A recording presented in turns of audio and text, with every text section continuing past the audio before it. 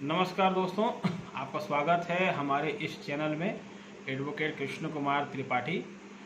दोस्तों, कई लोगों ने रिक्वेस्ट करी थी हमसे कि हम सेक्शन 340 सीआरपीसी के ऊपर कोई वीडियो बनाएं, धारा 340 सीआरपीसी की। दोस्तों, सेक्शन 340 सीआरपीसी का प्रयोग सामान्य तौर पर हम तब करते हैं जब कोई हमारे ऊपर झूठे एलिगेशन लगाता है, या हमें मालूम पड़ता है कि उसने झूठे एविडेंस दिए हैं, या कोई झूठा एफिडेविट दिया है, या उसने पूरा केस ही झूठा लगा के रखा हुआ है। अगर हमें किसी भी स्टेज में ये बात मालूम पड़ती है तो हम सेक्शन 340 सेक्शन 340 सीआरपीसी की मदद लेते हैं। सेक्शन 340 सीआरपीसी जो है उसमें कौन कौन से क्राइम इंक्लूड हैं, इसका जिक्र सेक्शन 195 सीआरपीसी में दिया हुआ है। जब कभी भी आप सेक्शन 340 सीआरपीसी की एप्लीकेशन लगाते हैं तो उसमें सेक्शन 195 का जिक्र जरूर करें। ठीक है, आप सिंपल एप्लीकेशन में ये ना लिखें कि application under section 340 of CrPC, उसमें ये साफ साफ लिख दे कि application under section 340 read with section 195 of CrPC, ये लाइन जरूर लिखें। ठीक है, हिंदी में अगर बोलूँ तो सहपठित धारा क्या कहते हैं इसको, आवेदन पत्र अंतर्गत धारा 340 सहपठित धारा 195, इस तरीके से। क्योंकि कई लोग हिंदी में पिटीशन लगाते, कई इंग्लिश में लगाते हैं, तो उसके साथ सेक्शन 195 का जिक्र करना अनिवार्य है। ऐसा क्यों है? तो ऐसा इसलिए है कि सीआरपीसी का जो सेक्शन 195 है उसका जिक्र 340 में मिलता है कि सेक्शन 195 में वर्णित अपराधों के अंतर्गत आप एप्लीकेशन लगाएंगे, और सेक्शन 195 सीआरपीसी में किन अपराधों का जिक्र है उसको अगर आप पढ़ते हैं तो आपको समझ में आता है। उसमें कई तरह के अपराधों का जिक्र है, उनकी धाराएं लिखी हैं आईपीसी की, क्योंकि आईपीसी में एक क्रिमिनल की धाराएं हैं, तो उन धाराओं का उसमें जिक्र है।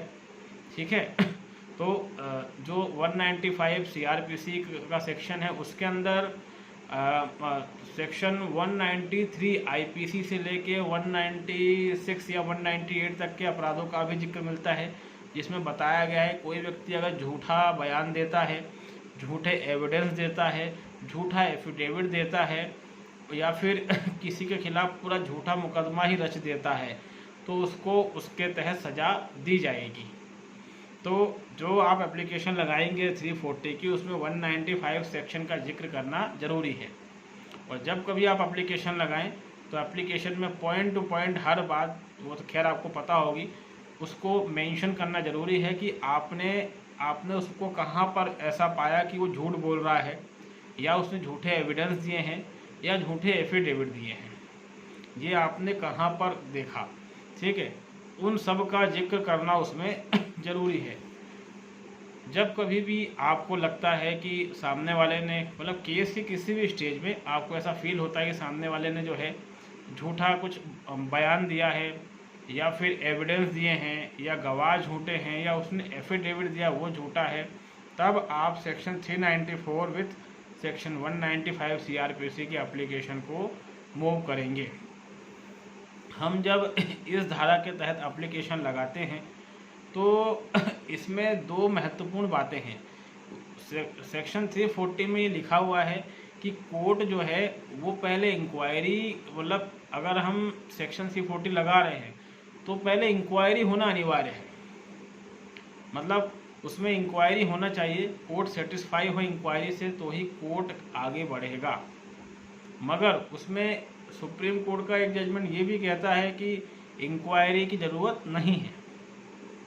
अगर कोर्ट सेटिस्फाई है, जो एविडेंस कोर्ट को दिए जा रहे हैं उससे सेटिस्फाई है, तो ये कोर्ट का डिस्क्रिशनरी पावर होगा कि कोर्ट 340 के तहत एक्शन ले ले और कार्रवाई कर दे। तो हम इस धारा का इस्तेमाल करके कहीं ना कहीं अगर सच में हमारे खिलाफ कोई झूठ बोला गया है, या एविडेंस दिया गया है झूठे गवाह तैयार किया गया, तो हम इसमें रिलीफ ले सकते हैं।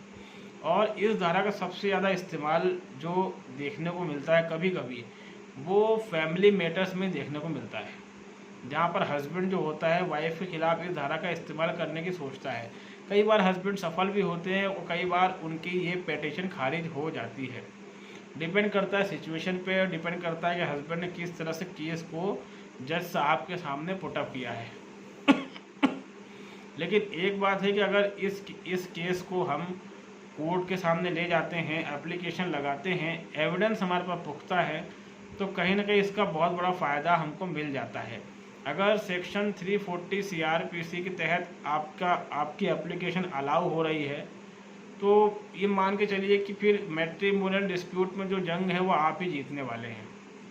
उसमें फिर आपको हरा पाना मुश्किल होगा, मगर उसमें पुख्ता सबूतों के साथ ही आप कोर्ट जाएं। 340 लगाने के पहले ये चीज़ ध्यान रख लें, आप थोड़ा होमवर्क कर लें कि हम जो एविडेंस कोर्ट को देंगे उन एविडेंस को कोर्ट एविडेंस मानती भी है कि नहीं। क्योंकि सामान्य तौर पर हम जिसे सबूत मानते हैं कोर्ट कई बार उसको सबूत नहीं मानती। इन्होंने कानून ऐसे बना के रखे हैं कि कई पुख्ता सबूतों को भी ये लोग सबूत नहीं मानते। तो जब कभी भी 340 की हम एप्लीकेशन लगाते हैं तो हम उसमें पुख्ता सबूत के साथ ही कोर्ट के सामने जाएं, और अगर कोर्ट सेटिस्फाई हो जाती है तो डेफिनेटली कोर्ट जो है आपने जिसके खिलाफ 340 लगाई है उसके खिलाफ मुकदमा दर्ज करने का आदेश जारी कर देगी।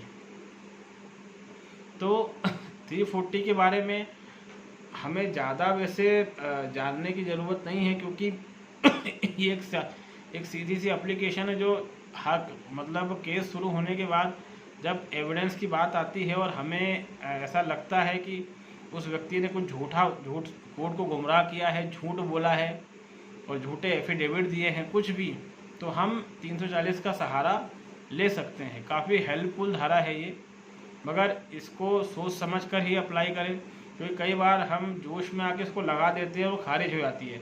अगर 340 CRPC खारिज होता है तो इसका हमारे केस पर एक नेगेटिव असर पड़ता है। नेगेटिव असर ये पड़ता है कि हमने कोर्ट को ये बताने की कोशिश की कि हमारा अपोजिट पार्टी जो वो झूठा है, उसने झूठे एविडेंस दिए हैं, यहाँ पे झूठे बयान, गवाह, वॉटएवर, लेकिन बाद में वो खारिज हो गई। मतलब आपका अब ये जो तर्क है कि वो झूठ बोल रहा था, ये भी खारिज हो गया एक तरीके से। तो जब भी आप 340 की एप्लीकेशन लगाएं तो बिल्कुल सोच समझ के लगाएं और जो भी एविडेंस हो पहले उसको कलेक्ट कर लें, उसके बाद ही लगाएं और प्रॉपर वे में लगाएं। अन्यथा क्या होगा कि कोर्ट खारिज कर देगा, तो इससे फिर इसका इफेक्ट आपके केस में लंबे समय तक रहेगा। ये भी हो सकता है कि आप केस हार जाएं, लेकिन आपके पास सबूत है।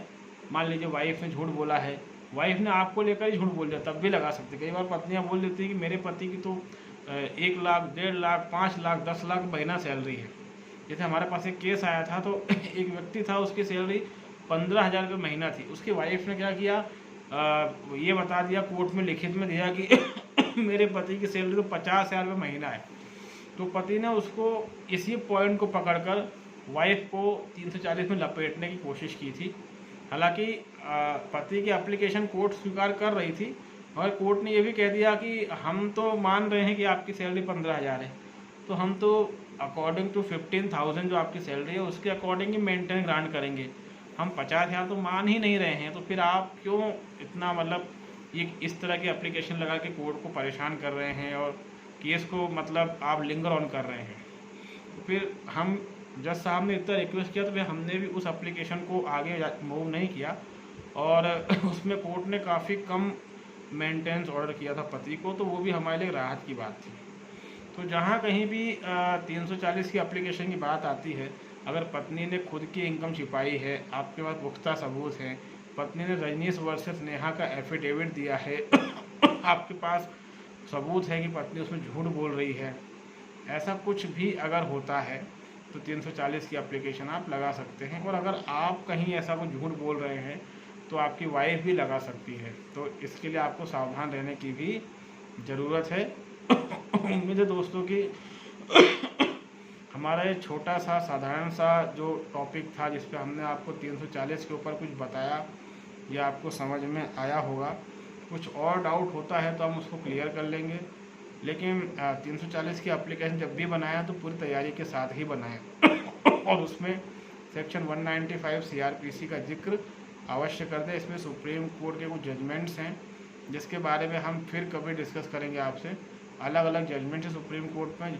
कुछ जजमेंट ये कहते हैं कि प्रिलिमिनरी इंक्वायरी ज़रूरी है और कुछ ये कहते हैं कि इंक्वायरी की आवश्यकता नहीं है। ओवरऑल कहानी है कि इंक्वायरी होगी या नहीं होगी ये जज साहब का डिस्क्रिशनरी पावर है। बस एविडेंस पुख्ता रखिए आप लोग। तो दोस्तों तब तक के लिए बहुत बहुत